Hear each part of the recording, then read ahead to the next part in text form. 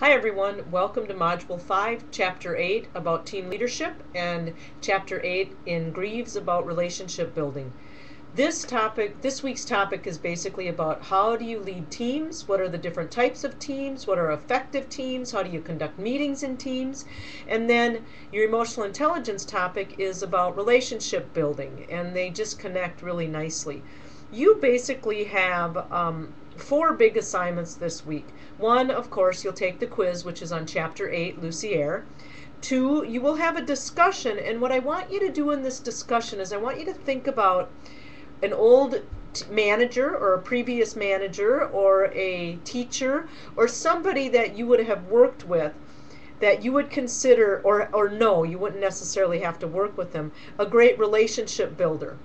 And I want you to use the relationship building strategies in Greaves and Bradbury and tell me what strategies you think they employed that would make them a great relationship manager and how you might embody some of those as you continue to grow in emotional intelligence. Your third assignment is you need to rent the old movie called The Untouchables with Kevin Costner and Sean Connery.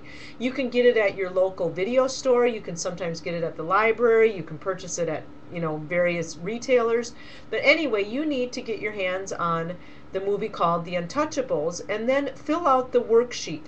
In order to get complete credit for the answers in the worksheet, you need to have watched the movie and then applied the movie to the content. So for example, there's a question on utilize the team effectiveness criteria in Chapter 8 and assess how effective Kevin Costner's team was in that movie or not.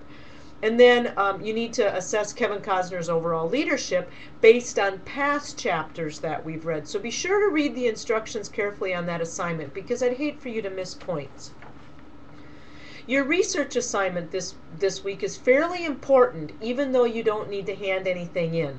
I have posted a research paper criteria and grading criteria and checklist, and a research presentation grading criteria and checklist. Now they're all one document, but you should preview that so you know exactly what you need to do to get a good score on your research paper and your presentation. So spend some time with that. And if you do have questions after you read it, go out to the D2L discussion format and start having a dialogue with others in the class and me on how you interpret that. But it's a fairly critical piece of material that you should review. So as you kind of begin your presentation for your research paper and start finalizing your research paper, you know exactly what you need to include. So those are your assignments for this week. Good luck, and we'll see you next week.